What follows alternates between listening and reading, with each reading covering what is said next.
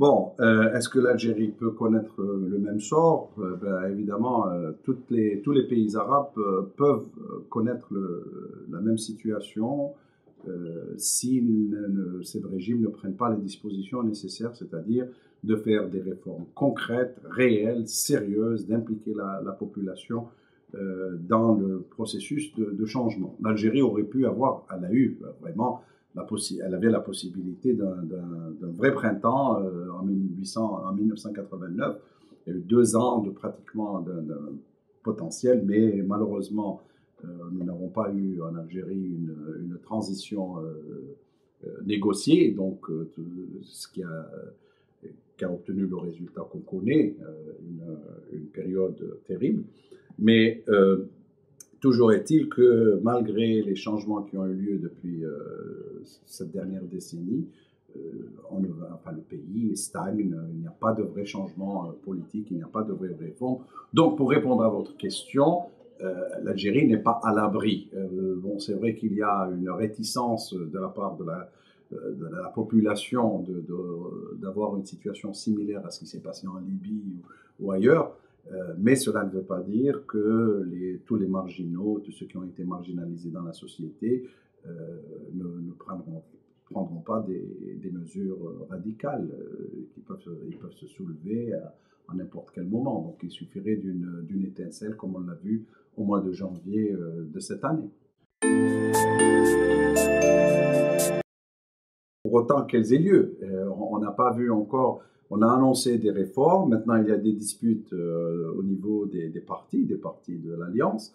Donc, jusqu'à présent, on ne peut pas se prononcer. Mais si des réformes réelles, de nouveaux partis politiques, s'il y a une dissolution, moi je pense qu'il faut une assemblée constituante en Algérie. C'est impératif. Il faut qu'il y ait de nouveaux partis, il faut qu'il y ait vraiment des changements. Il faut une nouvelle élite en Algérie, ça c'est certain. Et l'élite marginalisée doit avoir des forums pour pouvoir s'exprimer et pour pouvoir contribuer à l'essor du pays.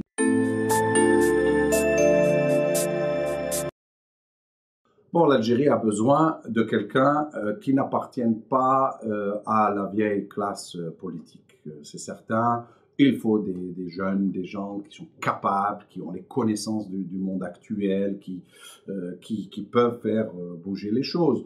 Bon, si on parle au sein du pouvoir, il y a quand même des compétences, il y a encore des compétences de jeunes, etc.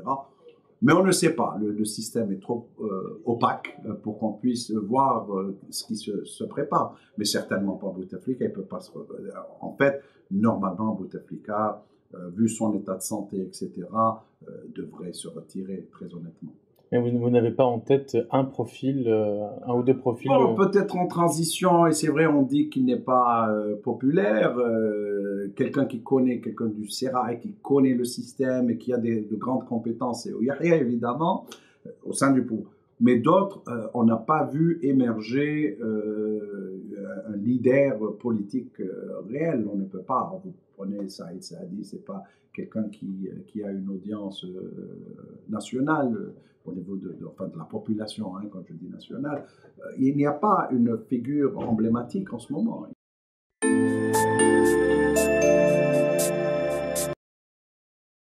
Je vous ai dit tout à l'heure, c'est-à-dire que les conséquences de cette transition, de cette période, hein, 88 à 91, il n'y a pas eu on n'a pas opéré un changement négocié, on n'a pas fait une transition négociée comme cela a été fait en Espagne, au Portugal et ailleurs, où on connaît les règles du jeu, etc., avec des élections transparentes, avec un scrutin vraiment transparent, etc. Et il y a eu des erreurs, on sait ce qui est arrivé. Donc ça, c'est le vrai problème de l'Algérie. Mais cela ne veut pas dire, je le répète et répète encore une fois, les autorités se tromperaient vraiment, feraient une erreur monumentale, pensant que parce que les Algériens ont peur d'un renouvellement d'une situation des années 90, qu'on ne va rien faire. En 2010, on a eu 10 000 grèves, manifestations, des émeutes, etc. Donc, il ne faut pas se leurrer. Donc ça, ce n'est pas un argument valable. Oui, c'est vrai, il a un poids psychologique. Les Algériens ont peur de voir la situation des années 90 se renouveler, mais cela ne veut pas dire que ça ne se passera pas. Voilà où on en est.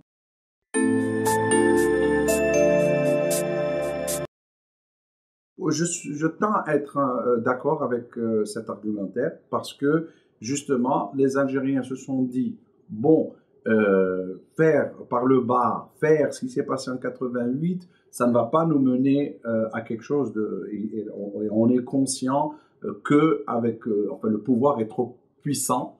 Donc, on espère, enfin, la population algérienne, peut-être espère-t-elle voir le régime, enfin le pouvoir, qu'il y ait des forces qui peuvent initier un changement véritable. Mais s'il n'y a pas ce changement, c'est pour ça que j'ai dit tout à l'heure, s'il n'y a pas ce changement véritable, si on sent que ça ne va pas, ça sera trop tard. On a vu en Syrie, le moment où il a annoncé des réformes, c'est-à-dire quand la rue a commencé, c'était fini. Donc il faut comprendre qu'il faut le faire, il faut anticiper les choses, il vaut mieux se faire sa révolution avant une révolution. Bon, ça c'est évident. Maintenant, en Libye, c'est compliqué, par exemple, mais par rapport à la Tunisie, il faut aider la Tunisie, il faut apprendre, il faut prendre des leçons de la Tunisie, il faut penser réellement à un Maghreb réel, hein, bien sûr avec la résolution du conflit du Sahara occidental sur une base réelle, honnête pour le peuple sahraoui, etc. Donc ça... Maintenant, la Libye, moi, je suis très réservé sur cette question. Je ne sais pas comment ça va se passer. J'ai même peur que les problèmes ne font que commencer en Libye. Donc, il n'y a pas... Mais bien sûr, il faut établir des relations cordiales avec les nouvelles autorités, parler de sécurité, parler des frontières, etc., même le commerce et comment faire avancer les choses. Donc, avec l'Égypte, maintenant que Moubarak est parti, que cette... enfin, qu'il y a un changement encore, bien sûr, le rétablissement de relations, enfin, le réchauffement des relations serait bien à propos.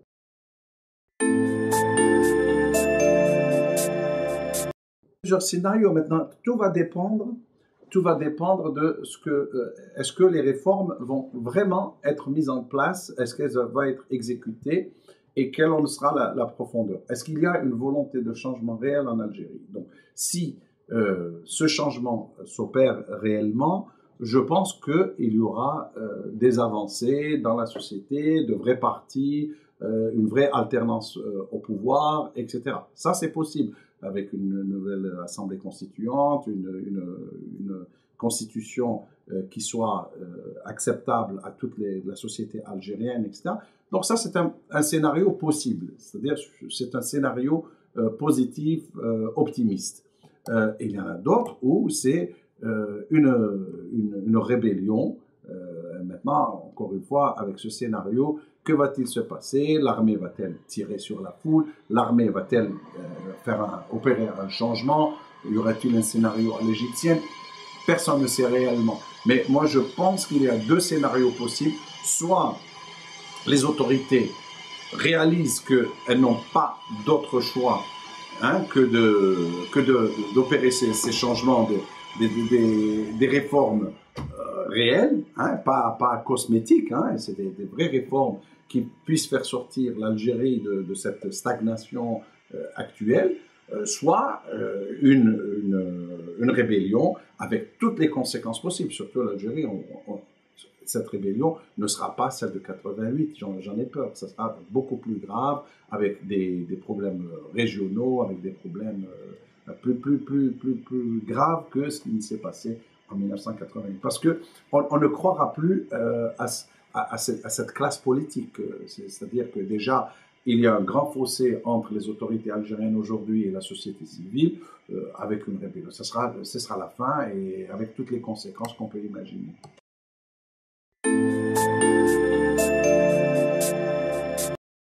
Il faut changer ce régime. Il faut changer le régime. Il faut changer le mode de fonctionnement du système politique algérien. Il n'y a aucun doute là-dessus. Il faut vraiment mettre un terme à la corruption généralisée qui existe en Algérie. Il faut un état de droit.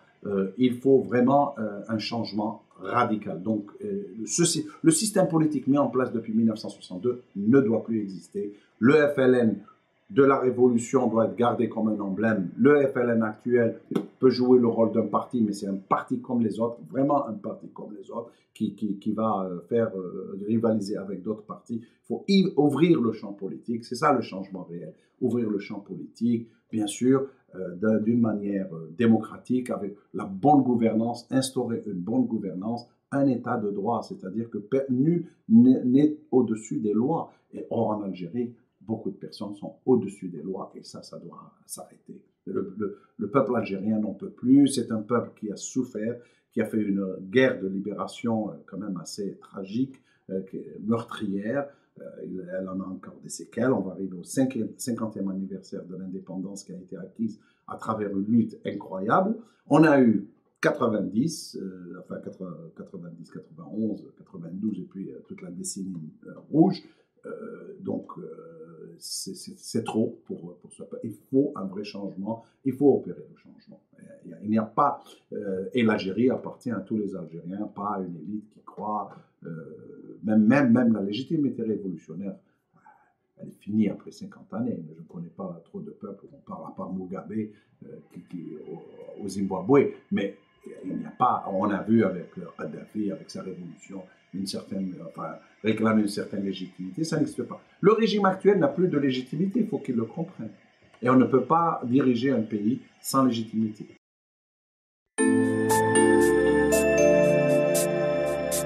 Lors de la qualification pour la Coupe du Monde de football, où on a vu que le peuple algérien, malgré tout, malgré même la perte de légitimité, etc., mais il est attaché, c'est un patriote. L'Algérien peut être très patriotique et on peut canaliser justement cette force. Moi, j'ai toujours dit que pendant cette qualification d'il y a 2 ans, on voit qu'il y a un peuple qui n'attend que d'être vraiment dirigé dans la bonne direction. Donc, il faut une élite nouvelle qui puisse canaliser ses forces, surtout cette jeunesse qui doit jouer un rôle dans la construction d'une Algérie nouvelle.